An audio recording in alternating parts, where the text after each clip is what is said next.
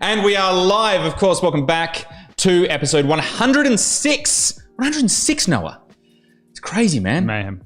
Mayhem. Wine for the People show, of course, the happy hour, where for the next hour at least, we are not going to take ourselves as seriously as the wines, and it's probably arguable if we take wine seriously at all. But we do have a very serious guest. I mean, he's not really a serious guy. He's just a serious guest. Actually, a really exciting one tonight because of all the people that I've actually admired in the wine industry, this particular individual is certainly clearly at the top of it.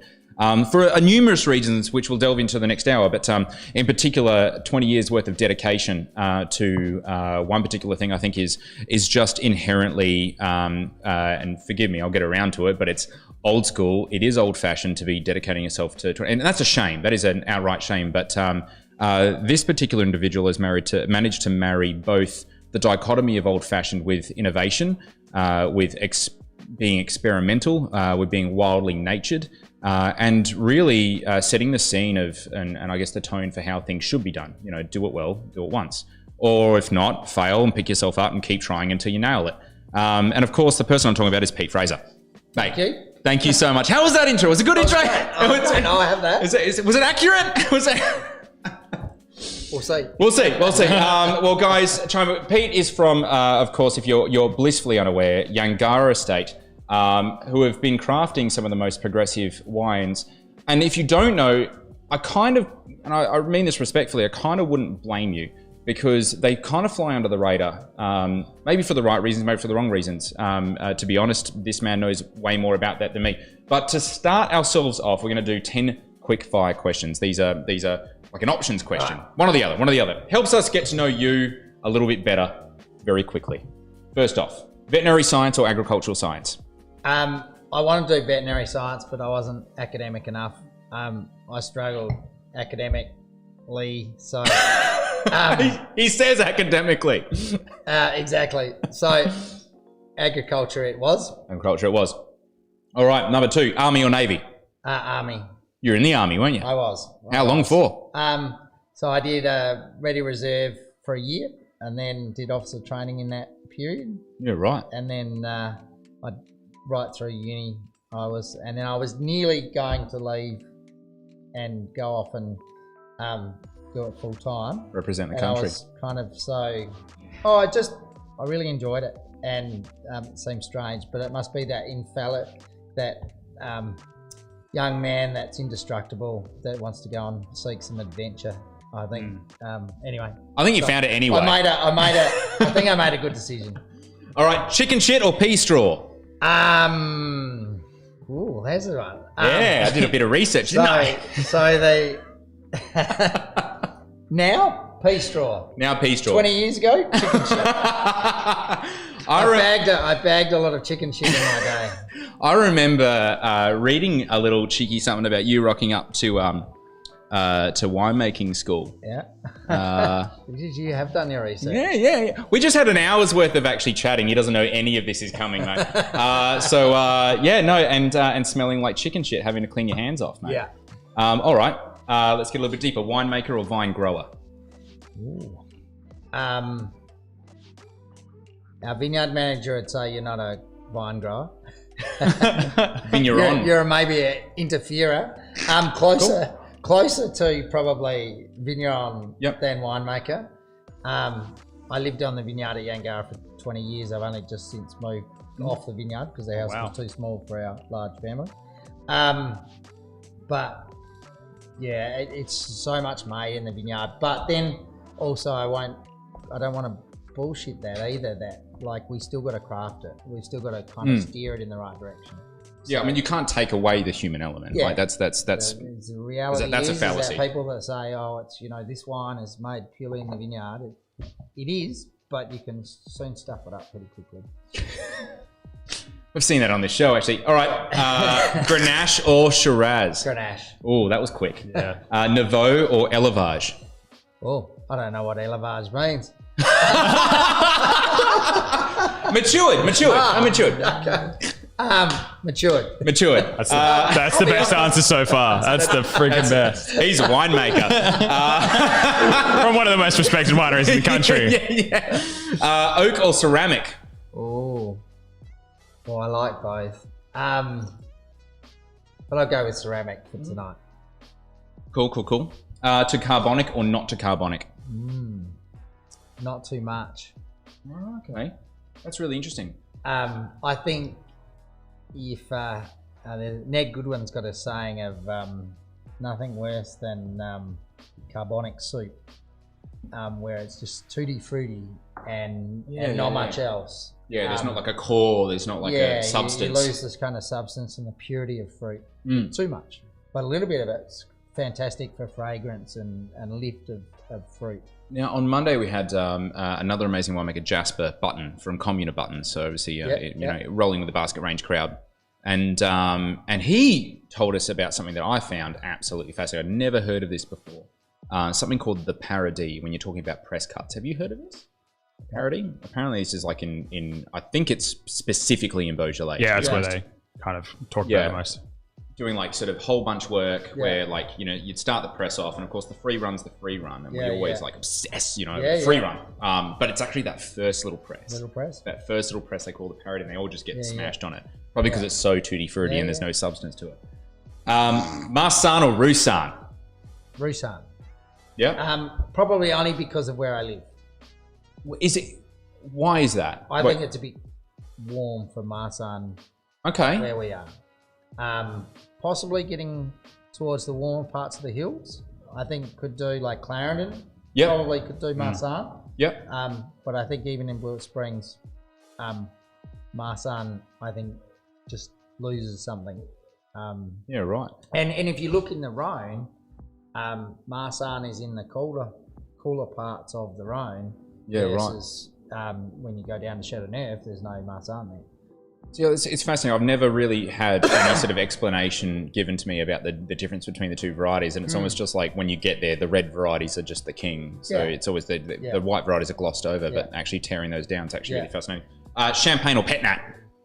I'm actually going to say Champagne. Oh, damn it! That's 100% strike rate. I thought I'd throw it out there, and I just thought there'd be a chance that we might be able to get a soundbite here. I had a dabble in Pet Nat. How'd that go? It was fun. It was fun. Was disgorging really fun. It all fun? We only disgorged one vintage. One vintage, a bit of a gusher. So it was a high tartrate year, and we hadn't had gushing problem before, and we had gushing problems. So Kate Laurie from Deviation Road came to our... Oh, you were the one. We were probably the one. You were the one. Oh, wow. You know, Kate Laurie was on this show. It was like, there was this one bloody winemaker that thought Pet Nat was a good idea. Had to go and fix up the... Yeah, wow. Oh, no, she had a few customers. Okay. I'm sure she did. I think all right, bonus question. Is it, how's this pronounced? Vacarese or Vacarese? Yep. Yeah? What the fuck is that? It's a grape variety. It's a very rare grape variety in Châteauneuf. You're right, but you got it planted. Yeah. So coming in this year. So as in, is it coming online or the materials coming in? Who's bringing that in? Yolumba. So yeah, right. Yeah, cool. It's through the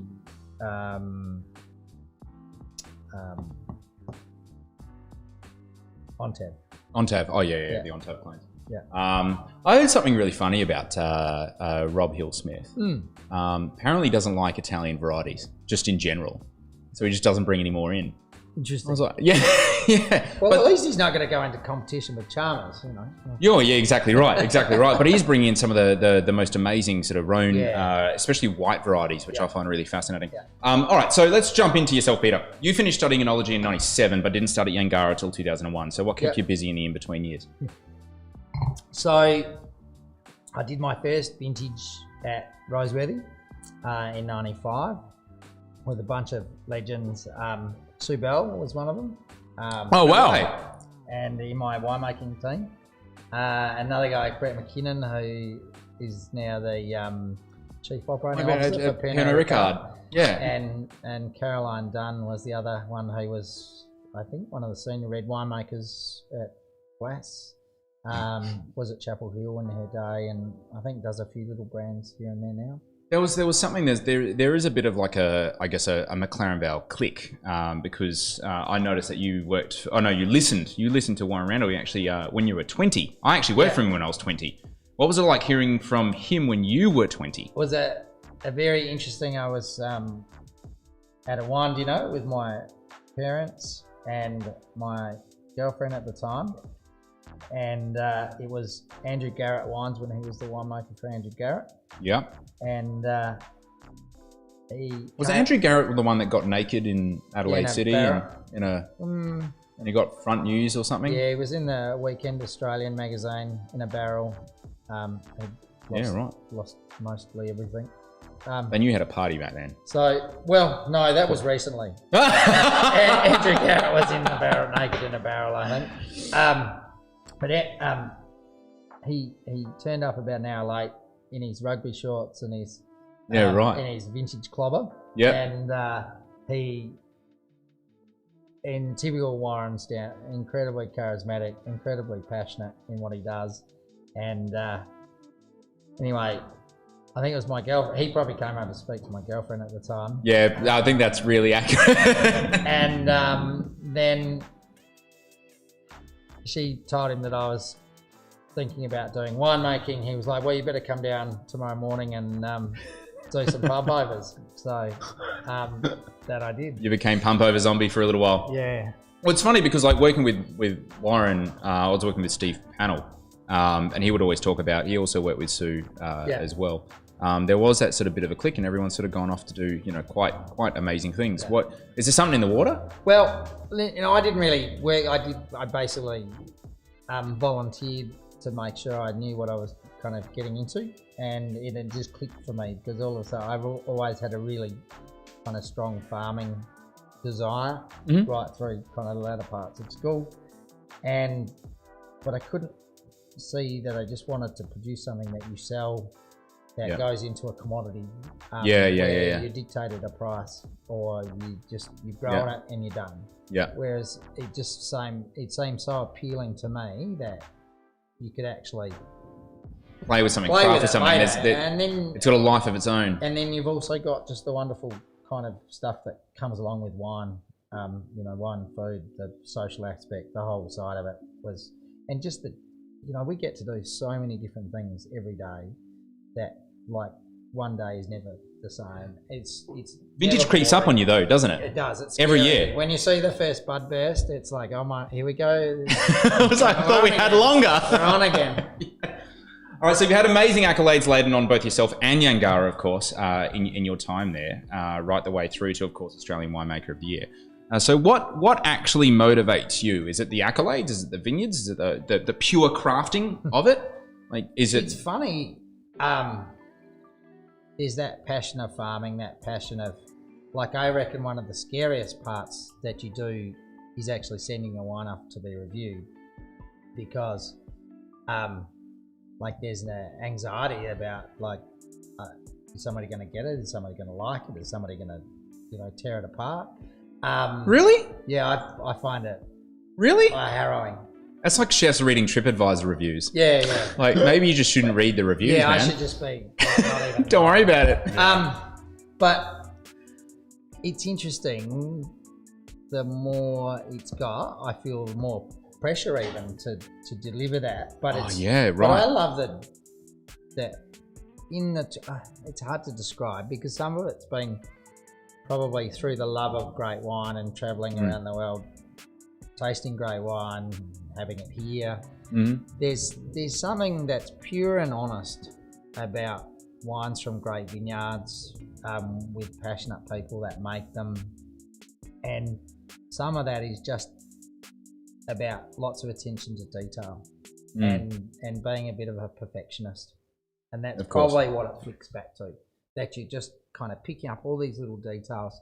I'll tell you a funny story. My wife, when we first had our first date, about the level of perfection, she was helping me cook dinner for her, and she peeled the potatoes, and I went, and she noticed it, and I'd actually had to go and re-peel the potatoes, Oh my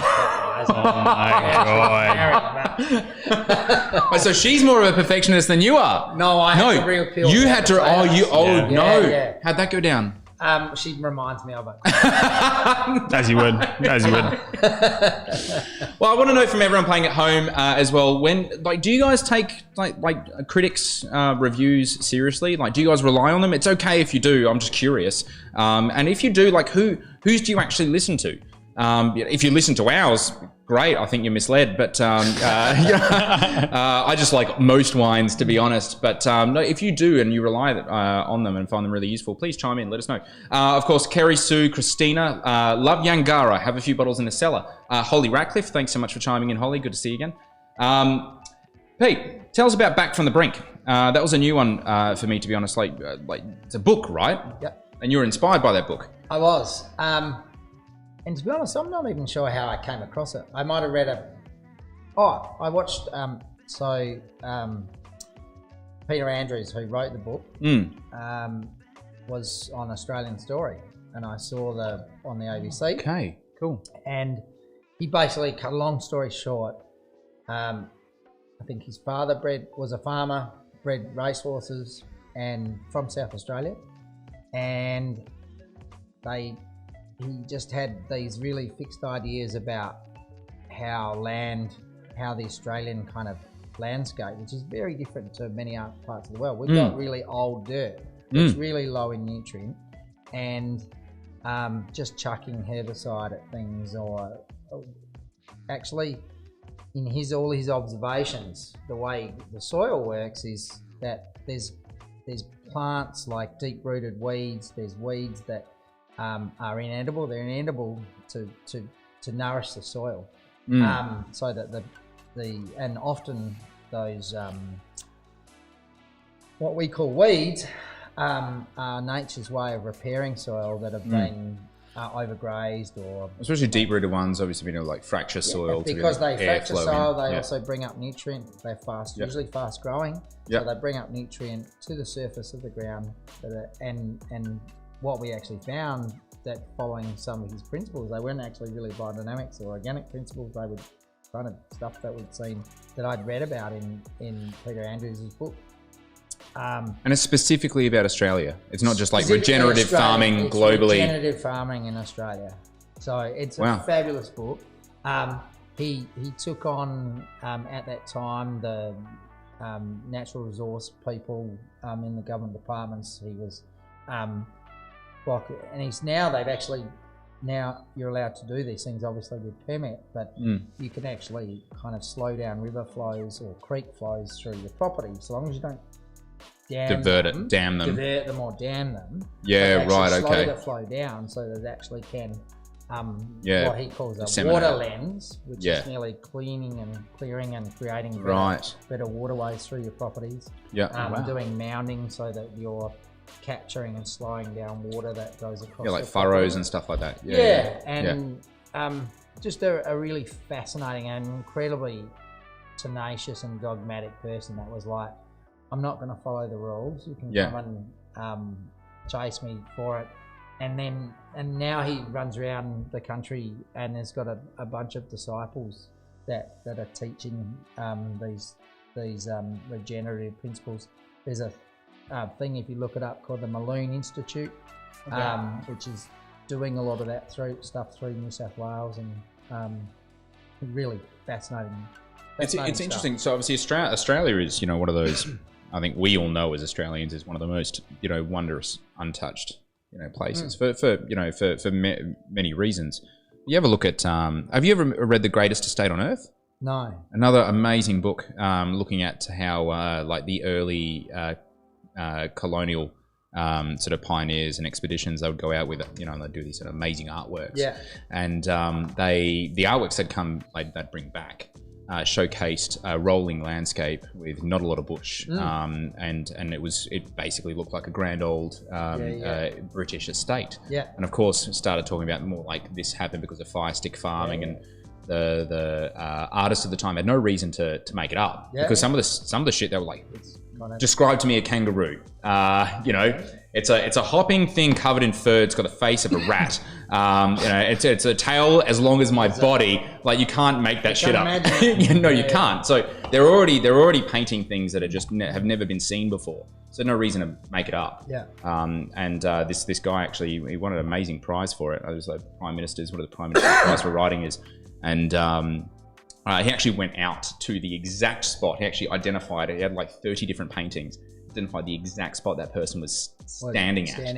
And took photographs over a period of like 10 years to see sort of its dilapidation into bushland and fires and stuff like that. Yeah. But you have a look at, like, Australians are known for these sort of concepts. The guy that developed permaculture was from Tasmania. Yeah. These sort of, you know, quasi-regenerative, you know, new world farming concepts. But at Yangarra though, like, would you be the largest biodynamic winery in the Southern Hemisphere? Because I know Birkenwolf must be the largest in the Northern Hemisphere. We'd be, like, there's a few big ones. I actually was doing having a bit of a fight, well, about to put a bit of a submission in to the state government to try and keep McLaren Vale GMO free. So we were doing a bit of research. Cool. But is there GMO vines? It's not yet, is it? No, it's not. But we just want to keep it out of McLaren Vale so that, you know, a grain farmer next door doesn't decide they're going to plant it. And so we were going through that. McLaren Vale is 37% certified organic or biodynamic. Yeah, it is. It's insane. It's the most green wine region in the country. High. Yeah, would have to be, surely. And so there's producers like Derenberg that also have a lot of other growers, but they are getting certification for all their vineyards. You've got another producer, Gemtree, Paxton, that are both biodynamic and probably do a bit more volume than us. We've got a lot of our own vineyards. Well, only Yangarra being the one vineyard, and we also have Hickamotham up at Clarendon, which we're also now turning to organic biodynamic certification. So. Tell us. I was reading an amazing interview about you. There's a few. Just I read most of them. But you actually referenced something that I found really interesting that I haven't seen from any other winemaker, and it was really quite impressive, to be honest. You spoke about, it was about the recent vintage. You spoke about the human element. You talked about, you know, the stress in people's eyes with COVID, and obviously you had a bunch of overseas stages working with you. You know, how has COVID affected you personally? It was interesting. I think everybody had a certain amount of anxiety of unknown, you know, just being like, just that. We just got used to the anxiety. That underlying kind of fear of what's around the corner. Yeah. And we had a pretty much probably 50% of our vintage team were from overseas, and they pretty much got the calls to get home, and so they all left, and even watching people halfway across the world in the middle of a kind of crisis, because there was, you know, none of us knew what was going to come. So, and you know, you're talking of kids that are, you know, 20, 23, 24, 25. Yes, they're probably reasonably seasoned travellers, but you know, it's a terrifying thing to be away from home, especially when you haven't got much money. You know, you've probably just finished winemaking studies somewhere around the world, coming on this wonderful trip to Australia, and then all of a sudden it's kind of all sorts, you know. So, but then also to you know, make sure they all got home safe. In the back of my mind, I was like, oh my God, what if we can't pick these grapes because we can't get people? We probably 50%, you know, rely on hand picking. Well, we're talking about this as well. It's like there's the social distancing thing with hand pickers, and just be such a Are you concerned about this coming vintage? Well, potentially. Like it'll be interesting. We're fortunate because we're going to be able to learn from Europe and the US to what they've done. Yeah, because they're going through it. So yeah, of course. Yeah, did you see the report on California? And California is crazy. Like Port Napa is getting smashed with fires. Yeah, like fires, crazy. I was talking to the winemaker that I work with Hickamotham, who's a Napa winemaker, and he said there was like a triangle of fires, and no matter which way the wind blew, it blew the smoke into the valley. And so it's just been smoky. Like it's been well over a week now, I think, of on and off smoke. So he was like, he had all these buckets out. You're picking at night. And he's making, because apparently the way the fog comes in and out of Napa is the fog actually helps clean. Yeah. Night. I don't know whether that'll help their situation, but they're basically picking everything, gonna do little bucket ferments and kind of do some evaluations to work out, what they make. And, they're making rosé. Yeah, lots of rosé. $250 like Napa cabs. It's scary business. Oh, shit. So, you just think the effect in Napa, the average price of little old McLaren Vale or Adelaide average price in Napa is massive. I think their great price is like $10,000-$15,000 a ton. Yeah, that's like average, man. Yeah. That is like that's why. Is that US? Yes. Yeah. Are you serious? It's ridiculous. It's crazy. That's bananas. It's like the Disneyland of wine. So you think about that kind of price of damage. It's just madness. Well, Mark Camley's just chimed in. G'day, Mark. Thanks for chiming in, man. So last question before we get on to let's chat some Yangarra business. Yeah. You're a pretty experimental winemaker. In the last 20 years, what has been that thing that's made you just go, whoa, we didn't expect that? What's been the most unexpected thing that's occurred? My first making of ceramic eggs and is probably been one of the funnest little journeys, that because everybody was kind of at that time back in 11, 12, 13, there was a lot of amphora talk. Yep.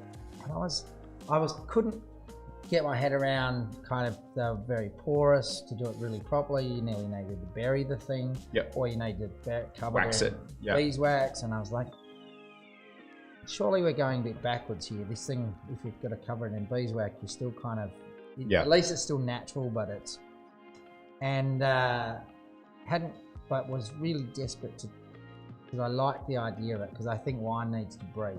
Like wine made in stainless steel, I think gets a kind of dankness, stagnant-y kind of character that just loses the life in it. Anyway, hippie guy comes down from Byron Bay who makes the eggs, and we kind of went a bit bullish and trialled 4 of them. Absolutely loved the wines. And that was probably one of them. And another one was making a preservative-free wine in 2013. Yeah. I was like, how can we've got this biodynamic property. We should be making something that's like this really natural kind of wine. And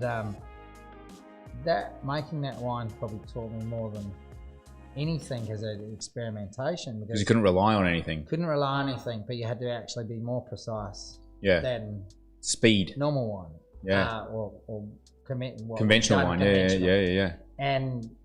And so I had to pick it a bit earlier to make sure the acid was in balance. Because we made a choice that we weren't not going to just make preservative-free wine. We were going to make a wine with making no additions. So, and to this day, we still make that wine in that kind of way. Did that sort of philosophy spread across some of the other wines in the portfolio? Well, I realised is that maybe we were picking other things a bit right, and like that you could actually what was coming out. Picking more on the balance. I think if I look back into the 2000s, 2005, say, in the midst of which was a relatively cool vintage, was like, we're picking on flavour. It doesn't matter about the numbers. It's all about the physiological rightness of the grapes. Well, yeah, but we're in a fairly warm climate, and you end up with all this alcohol. And actually, also fucks the pH too. And a guy that you work with, Steve Pannell, who I incredibly admire, and I think it might have been him. It's like when it tastes good, you're like probably actually 2 weeks late. Typically, You know, it's got to hurt you a little bit. Because we get seduced by sugar, and so it's pretty easy and lower acidity because we're like, oh, that's delicious. So our actual ability to pick it, we need to look at some numbers and go, you know, and also have some history. And as we pick, it actually delivers. And there's nothing worse than wines that have got that dead fruit character, or there's a dullness to them. You know, those wines that are electric and have that bit of tension about them, they're wines that are picked, you know, little bit earlier. It's fascinating. Laura used to work in the lab out at Henschke before jumping in the cellar out there. And Laura, was it was it 100 years? 100 years of Hill of Grace? Yeah. And Laura was asked to analyze through them. It was just some really fascinating things. And I think the wines that were achieving the highest scores, and there was like Stock and Halliday and everyone, the whole sort of panel was invited out. Yeah. The wines that were getting the high scores were the ones in like the 70s and the 60s, and 11.5%. They had residual malic acid in them. They had very low levels of sulfur, and you kind of need to ask yourself as well. And look, I'm not going to get into the arguments of climate change and stuff like that. It's clearly happening, but at the same time, with the advent of being able to overtly add acid to stuff to fix other problems, to be able to get higher extracts, dry extract, and being able to send across to the States, and you know, when really high scores inherently might drive us to peak it a little bit later, you know, and then go, oh, it's just climate change. Is it? You know, is it entirely climate change, or is it, you know, a myriad of different factors working in cahoots? But mate, we are halfway through. It is time. It is time for a cheeky blind tasting. You brought an awesome blind wine. And while Noah's opening that up, getting that prepped, I want to know, you've been at Yangarra 19 years. Next will be my 20th vintage. So what? You've been there a long time. Obviously, you must love it. Yeah. Otherwise, you're just a masochist. And I don't think you are. You know, what keeps you engaged? What keeps you just like loving it there? Fine tuning it. Yeah. You know, the team. So our vineyard manager, we've worked together since 1998. It's Michael, isn't it? Yeah, Michael Lane. Yeah. He's been the vineyard manager. He's a wicked dude, by the way. He's amazing. He's probably the coolest viticulturalist. I mean, there's some cool in fact, most viticulturists are pretty cool. Yeah. That I've met. He's awesome though. He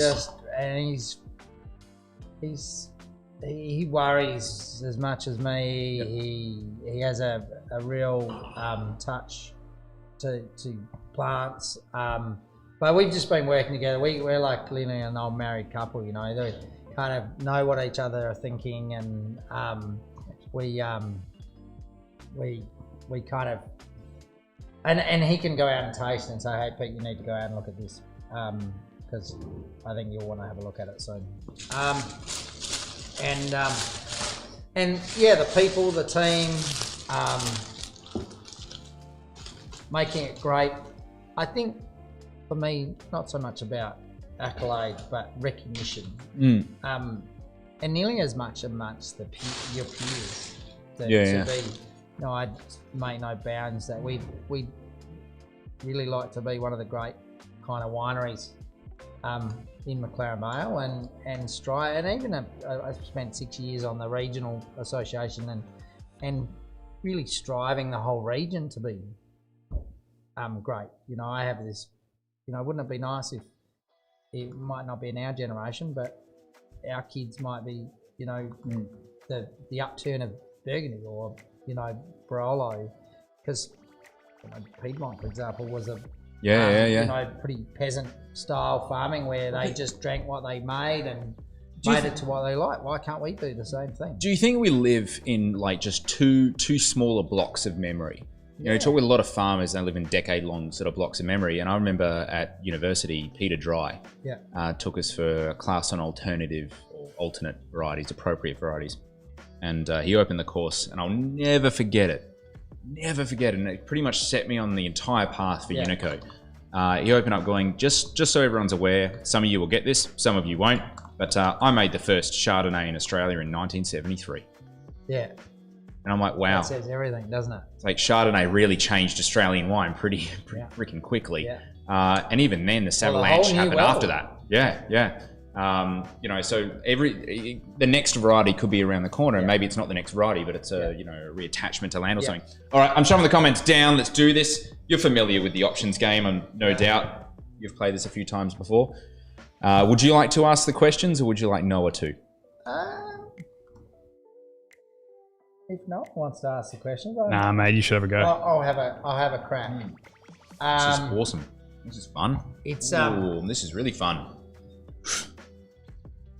I'm gonna struggle to. Would you think it's a northern hemisphere wine or a southern hemisphere? I think it's northern. I think it's a northern hemisphere wine. Yeah. Wow. No, southern. Southern. Yeah, right. Okay. Yeah, it feels Rhony. Feels pretty rainy, doesn't it? Yeah. Feels whole bunch Syrah, lignified stems, almost a cheeky dash of Pinot or something in that. Weird. I love it that you've got it in a black glass. That even takes it to a whole new level. It's quite We difficult. take this game seriously. Yeah. Very seriously. We could use blindfolds on, but another TV show did that So once. It was is pretty it- naff. Is it South American, Mm-hmm. Australian, Mm. or South African? Dude.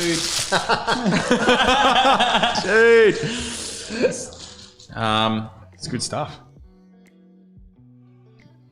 God, this felt like, you know, it felt like Hervé Silo, like declassified Rhone. It felt like Stemmy Syrah. It's just so beautiful. I've not seen this from I've seen this from South Australia a handful of times, so I don't think it's from there. South America, like you're thinking Carmenere territory. I think it's South African. I actually think this is South African. This feels like it could be coming up from Swartland way. I'm gonna go South Africa. You are very correct. Oh! Well done. Well done. This is really cool. This is Ripper wine. I picked this one because it's quite an inspiration as a producer, and I think there's the people that make this. They're not talk anymore. Is it Shiraz? I think it's. Is it Grenache? Or is it a blend, including of those two with Cinsault?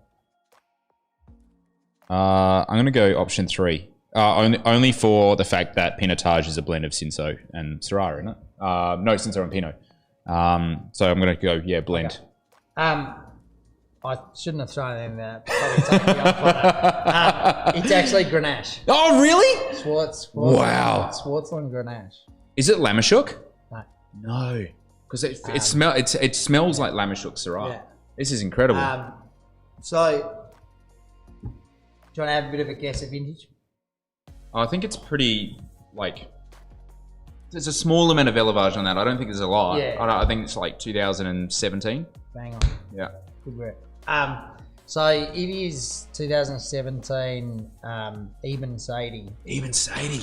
I can't remember what he calls it. Very South African. Soldat. Sold out. Sold out. So it's sold out. It's sold out. Do you need to put that in? That is incredible, guys. Check this out. That's wicked cool. Apologies to everyone in the comments. I said it was 2018. It's actually 2017. Just copied and pasted off with Bendham. Yeah, right. From Pekin Irescliff. Wine of origin, Piken Irescliff. Yeah. I like pies. It's, wicked. Even really, Sadie's a dude. Yeah, his wine's really interesting. He was involved with Terroir Limit, which is another producer that I really admire out of Pre-Rat. You're right, and they're like the stupidly high altitude. Stupidly expensive. Yeah, they are expensive. And every now and again, I find them maybe a little bit challenged in some of the extracurricular activity that goes on in their wines. But that is so so diplomatic. I love it. but when they're good, they're amazing. They are amazing. And their balance of tannins and their fruit and So I kind of got in, I can't remember which one I got onto first, but I've always found that, and actually the philosophy around the winemaking, even kind of reading about what these guys were doing made me think about how I manage tannins in Grenache and Shiraz. So it's funny, like you remind me a lot of even Sadie now that like that just like any conversations I've ever had with him is just incredible. Yeah. Really fascinating. All right, well, for such an estate, obviously as Yangarra, and obviously it's owned by Jackson family vineyards, so I imagine the budget isn't a small one. But I was surprised to know, like you produce very little wine in the grand scheme of things. Like for an estate like Yangarra, to be honest, I immediately was putting you in the 500 to 800 ton medium sized category. I think most people would regard you as that, but like I'll be like upfront and honest. Unico makes more wine than Yangarra. 180,000 bottles. 180,000 bottles. That is not a lot of wine. So why don't you just turn the tap on? It's interesting that Jacksons have a very long-term philosophy. They want to build a grand estate that's not necessarily driven by if it was owned by you or I, that we're managing our cash flow, and we have to think about those kind of things. But you know, I remember when Jess Jackson came out in 2005, he was like, we need to plant more Grenache, because he was thinking... In 2005? 2005. Sick. Back when Grenache was definitely not a thing. Like I'd kind of... first scratchings of it. I'd fed him some information, but... but he was smart enough to go... Like, this is on. This is the next thing. This is actually what it should be. Yeah. And he would tell you, and Barbara Banky, his wife, who now runs the business, the chair of the family business, she'd say we get plenty of it wrong, but they try and see things coming, and they see them for the long term. We find them as bush vines. We've got one of the largest single holdings of old vine Grenache, got 17 hectares of 70-year and older Grenache, of which there's only about, I think it's about 70 hectares in the whole of McLaren Vale. So it's amazing. People think of McLaren Vale of being Grenache, but there's actually, it's only 6% of the region. Although it's one of our actual mainstays. It's in 6% of red rose. So it's like it's minuscule. Fucking mental. Really tiny. And that actually gives me great, because I think of the great wines that we all love. Often, they're actually quite scarce. You know, this one, I think I could get 1 or 2 bottles of it. So you think of the things that bring you the attraction. And over time, like we're just starting to get to the stage that the vineyard's 90 hectares. Being really honest to you don't buy fruit. It's amazing. I tell so many people, we don't buy fruit at all. We make the estate, like that's it, and make wine off. So you don't buy any fruit from any growers? No, and so we farm it and we make it. Really? And holy shit. And we also have the Hickamotham vineyard that we bring in, but Hickamotham doesn't go into. You keep those two separate. We might one day maybe do a single vineyard wine in Yangarra from Hickamotham. But it wouldn't be like the Yangarra estate wine wouldn't be blended with the Hickamotham vineyard. So what is it about Jackson Family Vineyards? Because I was, and I will admit, complete ignorance in this. Certainly so I was definitely party to a little bit of the old Australian, they're either small or they're big, and if they're big, they're a sellout. But doing a bit of research into Jackson Family Vineyards, I'm surprised because we're not talking a treasury, we're not talking an accolade. There is a thread of quality here. What you just don't see that. It's almost like an LVMH if it was done well. So it was it's incredible. Started by Jess, and then later when he got together with Barbara, and they've got between them 5 kids, and very, very traditional family business. But Jess and Barbara were land attorneys before they got in the wine business. Yeah, right, okay. And they had a real passion for land, and now over that time they might have nearly collected some amazing more than just some. Great It's properties. incredible. But to add value to those properties, make do great wine it once, do it right. Make great wine out of them, because then they actually come in. But it's across several countries as well, totally. isn't it? So in Saint Emilion, in Bordeaux, Italy, and Chile as well. Chile is there. It's I haven't really had much to do with Chile. The US, Barbara's incredibly visionary in herself. Like, she went maybe less than 10 years ago, went up and significantly invested into Oregon. And 10 years ago, climate change was being talked about, but and the same. We just been working on. Just purchased Giant Steps for the Jackson family. I was going to say they were behind the new recent. Are you stoked to be able to get really great Pinot and Chard on mates rates now? Totally. And I was kind Syrah as well. Really good Syrah.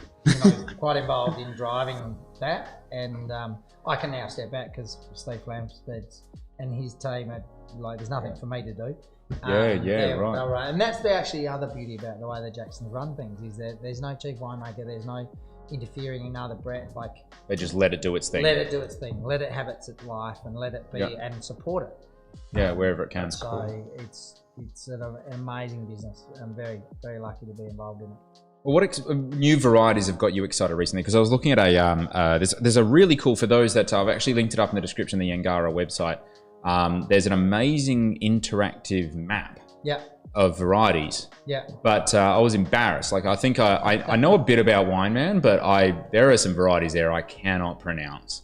Are they in the ground? Are they there's only a few that aren't, and it's only been just through supply coming through the nursery. Like, we've got Picpoul Noir going sick in, and Muscadin. So basically, I had a plan back in the early 2000s that our brand would be, or our winery would be, based on Grenache and Shiraz. They were the heroes. And then it's like, well, that's a bit boring. And it's just going to just drink them. And there was a bit of Roussanne. We got a few cuttings from Chester, and so I did the Roussanne plant, I think that in 2003. And we had a crack at bringing Grenache Blanc not that long after that, but it had virus, and so it never kind of made it through. Going through all the right kind of doing it right. And then and we kept on harassing Yolumba's nursery, who had the ONTAV rights, and so they finally, and because we'd been the first one driving the imports, and so our decision was that, well, if Grenache and Shiraz grow that, and to me, Grenache is the real hero, as I was in the first question. First question, mate. Is that we needed to explore varieties that are grown in that area, which in Priorat it's Grenache Blanc, in Châteauneuf de Pape it's Grenache Blanc. So you've never been attracted to Italian varieties? I love them. Yeah. But I also feel that one of the dangers of Australian wineries is to one of everything. To do one of everything. It's such a winemaker trap. Because we love making wine, we love experimenting, but sometimes there's a little bit of I think it was partly working with the Jacksons, is that I would travel over there, you'd go to Sonoma or the Russian River, everybody made Pinot and Chardonnay, because that area grew great Pinot and Chardonnay. And, in Napa it's mostly Cabernet, and there's somewhat a simplicity to that I think helps consumers to go, Yangarra, Shiraz, Grenache, or Rhone type wines versus, I wonder which one of I'm going to have. So, but I think there's opportunities for brands to have that, and there's plenty of them. But I think if you really want to build a kind of real status about what you're known for, kind of just dial it into that. So I think, Fiano from Clanvale was delicious. Nero Diavolo, we were drinking. Yeah, which is another one from the Vale. Shiraz, Nero, and they're beautiful, great, and I think they so much suit the lifestyle of the way we live, and all these Mediterranean varieties, and they're going to be all incredibly successful. But it's not that we don't like them enough not to plant them. It's just keeping a making sure. Yeah. Also, I think it keeps it well in focus for consumers to know what you do. Yeah. Although I have to say, most people just looked at it as weird when we were like, "Hey, we do like 3 Fiano and 3 Nero," and we were like, "Why do you do more than one?" It's just weird. Yeah, it's weird. So, do you believe it's possible to be completely hands off in a vineyard? I mean, look, there's going to be that human element, but like, how hands off can we be? Can we get rid of irrigation? Can we get rid of fertigation? What are mandatories, do you think, in Australia that we can't get rid of? I went to a really interesting seminar there. I was at the organic conference in New Zealand a few years back, and I can't remember the guy. There was a speaker who was talking about that no great wine is made irrigated, and I was like, it just got me thinking. And I'm not agreeing or disagreeing, because I think some varieties kind of make better wine, like Cabernet seems to get a lot of necrosis in the vine, in the berries, and you end up kind of losing purity. So like Grenache, for example, just seems to be made to grow in the Flamme for heat, because it actually grows without needing much irrigation. It actually, one of the misconceptions with Grenache, I reckon, is that it actually likes heat. I actually think it doesn't. It doesn't. It drops acidity pretty quickly. It's just isohydric. Acidity, and it still makes good, okay wine, but it's probably relatively tolerant, but it makes its best wines in a warm climate in a cool year. All right, that's picky. On that note, though, we've got 8 minutes left, and we're not going to let you leave here without trying some blind tasting. So, please grab a bottle. It's completely your choice off the back wall. And while you anyone, your choice, mate. Your choice. Seriously, it's not a rigged game. It's usually we both stuff it up. Noah's going to grab that. One there, I'm going to nothing but nick this. And I would like to know something. Michael Lane once told me an amazing story about eradicating birds from a vineyard by burning them and spreading their ashes. Oh yeah, we did that. Does it work? We haven't done it for a while. Well, that's. Have you needed to? No, not really. Then it'll work. Maybe the ashes are still there. We actually had. I think it was. What are they? Corellas. Yeah, we're just tearing up the in bud burst. Oh yeah, right. And anyway, the ashes. They call it. There's a term for it in biodynamics. I can't remember what it's called, but it's peppering. Peppering. It's called peppering. It's called peppering. So you basically, Wow. Okay. And we've got another one for birds. That's so it's a bit macabre. Okay. With macabre. Oh yeah, let's do it. So we have white fantail pigeons. Yeah. And pigeons roost and come out and fly around. I think I've seen this. Yeah. And they kind of we try and keep them a little bit more cooped up during winter so they don't get taken too much. But the goshawks and falcons quite enjoy the taste of pigeon, and so so we have a lot of raptors. So do you? So we're encouraging raptors. We've basically got a drive-through. So the macabre bit is basically you have cannon fodder pigeons. Correct. That's awesome. And so it's like a bit of a drive-through for them. They can come through, and the fantails are a bit slower and a bit more obvious than. It's actually like if you actually think about like the impacts of having to do some kind of, I'm not even sure what you do to get rid of birds apart from like netting, and netting kills birds anyway. It's actually quite. So and it just it helps. And then like when the goshawk or the falcons or the wedge-tails are out, like you can hear all the birds. They're not feeding. Yeah. Because they're shit scared. Life might be over. But you're just letting nature kind of have its way. All right, so we've got 5 minutes left. Let's have a bit of a play. Comments are down. Let's rock and roll. Let's rock and roll. Noah, the game master. The heat is on. New world or old world? A bit closed, isn't it?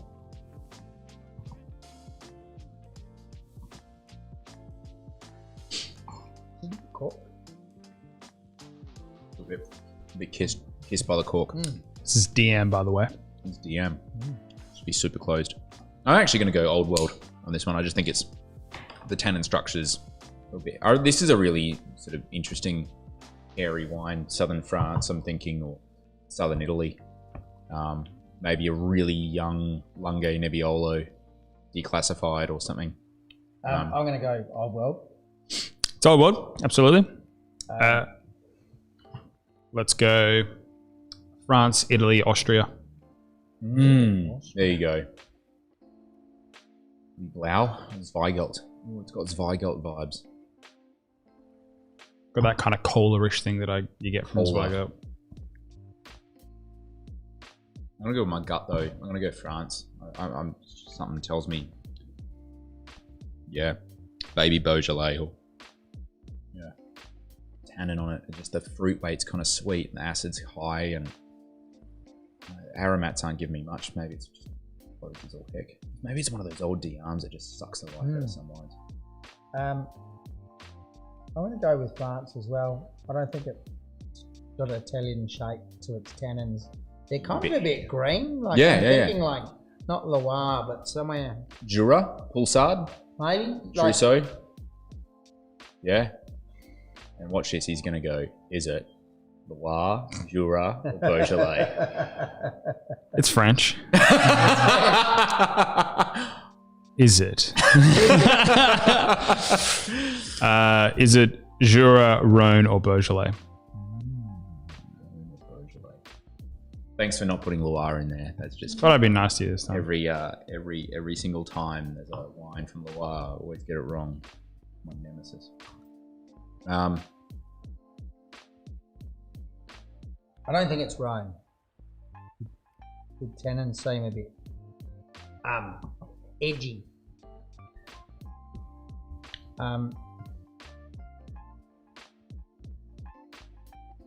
Feeling Doge. Like the tannins are Beaujolais? full and green. Full and And green, what the was the fruit other one? rates. Jura. I'm going to go Beaujolais. Yeah, it's Beauj. It's Beauj. It is Beaujolais. Let's get crewy. This is Cru.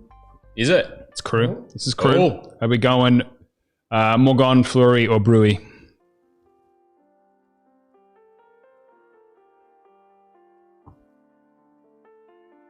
I don't drink enough. Now I'm Yeah. out of my Out of your depth. like This is real niche kind of levels of I stuff. know those Brewy and Yeah. Morgan and I think it but doesn't. I don't understand the difference. Morgan's just typically I find Morgan's got a lot of power, a lot of weight. The producers from Morgan though aren't in this style, so it's more about the knowledge of the producers that have holdings there. Yeah. Fleury is you know, I don't know. Again, I think Rui. That's just my guts there. I'll go with Fleury just to cut the difference. It's Brewy. It's Brewy. Vintage? Did I clean sweep this so far? Yeah, you're going. All right. Yes. You have. Yeah, right. Well done. I'm just letting him lead and just Vintage. super young. It's super young. It's so closed. It's so young. Let's go. It's sapid. It's going to be a cold vintage. So 18, 17, or 16. I'm going to go 18. I think it's fresh air. Yeah, 18. 17. Oh no! Oh, you just. What's the producer? This is cool. This is I mean, look, it's super closed, but I'd like to see it open up a little bit more. Yum. Let it breathe. That's right. La Côte Étoilier. Famille Griveau. Cool. Sure. I haven't experienced this particular producer before, but it's. What do you reckon the price on this bad boy is? I mean, what would I pay for it? Yeah. I'd drop a solid 45 for that. You know, I was going to say 50. Yeah, It's $40. yeah, sweet. Cool. Yeah, cool. It's good. Yeah. I'd be very happy if that was Cru, Vineyard, Beaujolais at that price point.